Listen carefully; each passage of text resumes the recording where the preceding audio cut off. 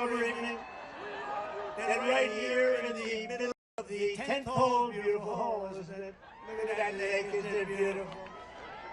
On one of the greatest golf courses on earth, and we really want to thank all of the tens of thousands of people that showed up. This is a lot of people. This is a lot of people. As the world can see, we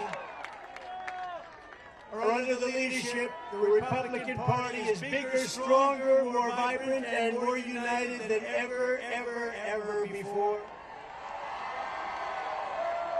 Every day we are welcoming more Americans to our ranks, African Americans, Hispanic Americans, Asian Americans, young people, old people, union members, non-union members. Basically, everyone is joining our movement because it's a movement of common sense. Common sense. Whatever happened to common sense in government? We've got it. We've got more than anybody's ever had.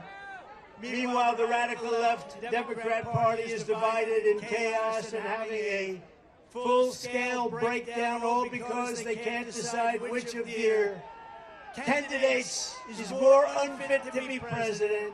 Sleepy, crooked Joe Biden or laughing Kamala? Laughing Kamala. As you know, in our recent debate, and in honor of all of you, I dealt Joe Biden, even according to the fake news media, the most decisive and overwhelming defeat in the history of presidential debates. I think so, right?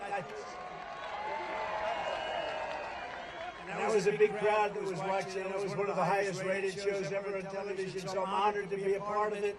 I don't think she's too happy, but I like being a part of it. But even CNN said as I walked off the stage that it was one of the greatest performances they've ever seen. But it was sort of easy, if you want to know the truth. Our victory was so absolute that Joe's own party now wants him to throw in the towel and surrender the presidency after a single 90-minute performance. They want Crooked Joe out of the race. It's a shame the way they're treating him.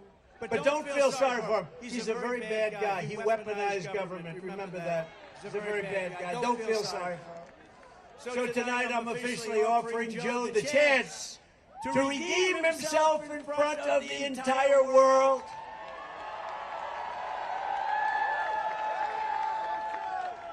So Marco and Byron and everybody, here's what we're going to do. You guys can be referees if you like. Let's do another debate this week so that Sleepy Joe Biden can prove to everyone all over the world that he has what it takes to be president.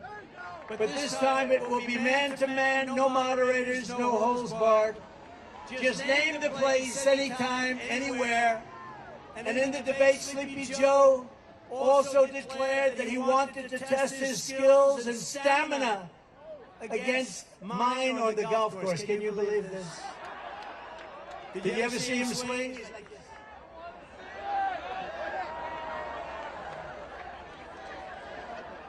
That's why this evening I am also, and this is in honor of you and everybody here, 45,000 people. That's a lot of people.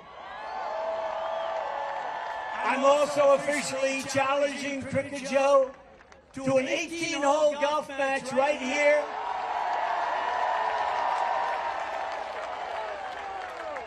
On Doural's Blue Monster, considered one of the greatest tournament golf courses anywhere in the world, one of the great courses of the world. It will be among the most watched sporting events in history, maybe bigger than the Ryder Cup or even the Masters. And I will even give Joe Biden 10 strokes aside. 10 strokes, that's a lot. That means 20 strokes in case you don't play golf. I will give him 10 strokes aside, and if he wins, I will give the charity of his choice, any charity that he wants, $1 million.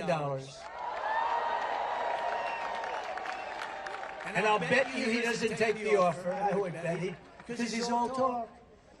But what that match will do is prove that Joe is in fact all talk and no action. But on many things, not just golf. When pilots walk into the White House, he says he used to fly planes. He didn't. When truckers come in, he says he used to drive a truck. He didn't. When Jewish people are here, He always attended synagogues, he said. The Jewish people, he didn't attend. They said, did he ever see a synagogue? He doesn't know what a synagogue is. When black people come, he spent his Sundays in black churches. All of it's false, all of it's fake. He's a fake. Unfortunately, he was like that in Afghanistan. He was like that with Russia, Ukraine, and he was like that on October 7th and the attack in Israel. He didn't know what he was doing.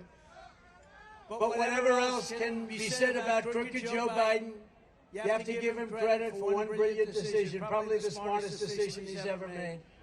He picked Kamala Harris as his vice president.